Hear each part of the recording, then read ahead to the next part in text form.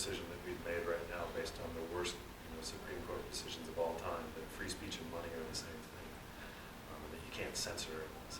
And it kind of opens it up to to the highest bidder thing.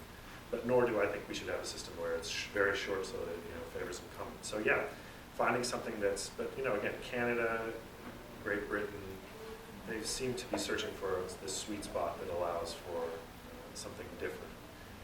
But I think there's no way we can think about the best way to do it, so we shouldn't do it, which is the kind of libertarian take on all this stuff. It's von Hayek at its worst, right? We have to spend time talking about this, have conversations about what would be a better system, because I think the one we have now is not leading to good results in terms of the way it's getting us to engage with real problems. Real problems, and we're getting punchlines and slogans. Yeah. So, in terms of how these incentives all line up, I'm trying to figure out where the party sees the advantage. Because, obviously, in the Republicans and the Democrats, they took different attitudes about when the debate should happen and how many should happen. And I can kind of speculate as to what the Democrats were thinking, but it's not clear to me what the Republicans were thinking in terms of the model you just laid out. I mean, in terms of political strategy?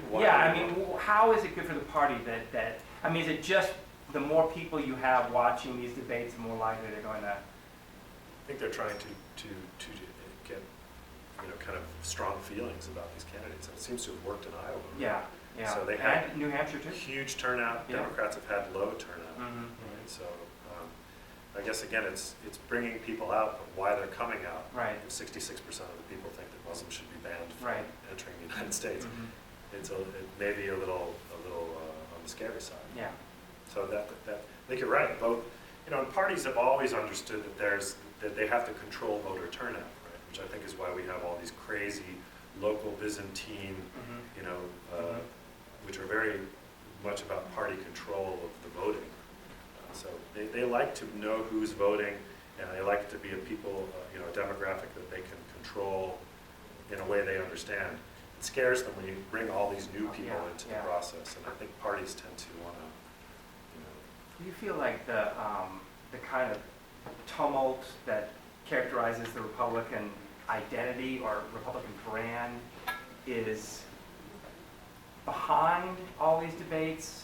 Is it in spite of all these debates? Is it there's some kind of hope that they're going to get some resolution through the debates? Well, I think their brand is in the toilet if the anti-establishment candidate is crushing the rest of them. Yeah. The establishment candidates are getting buried. Right. So we have a kind of a movement conservatism identity, which is being fomented by talk radio, by the online digital platforms like Breitbart.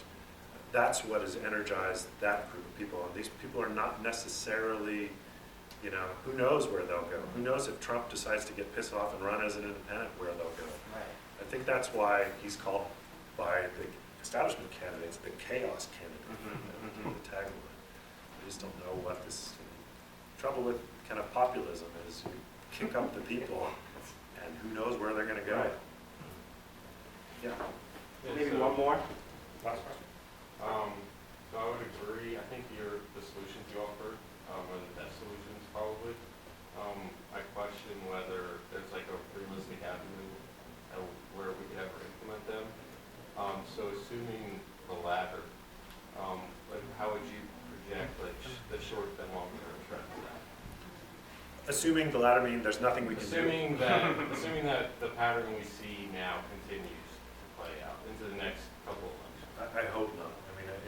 I think the Citizens United thing needs to be revisited. I don't think it's going to be until we get a new Supreme Court. They've already decided they're going to go kind of pro-business, pro-corporate. Corporate people. You can put people in jail. You can't put corporations in jail, but people. There's all this kind of Bill of Rights stuff that they don't really care if. It's confusing. So I think it's going to have to be some legislation, maybe a constitutional amendment that's going to happen for that. But I think the spigot on unlimited donors, obviously this, the IRS decision I just said that happened today, I think it was, where they decided they could remain anonymous. speech is not anonymous. We can get free speech, but we have to own our words or else it's libel, right?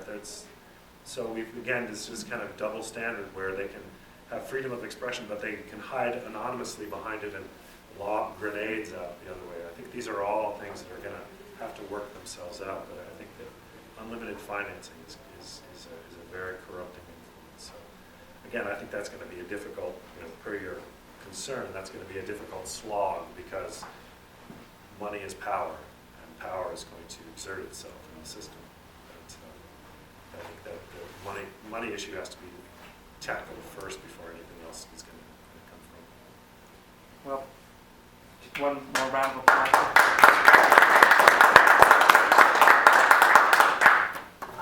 Thank you for coming. Look for our schedule around campus, posters, websites, rest of the events in the spring.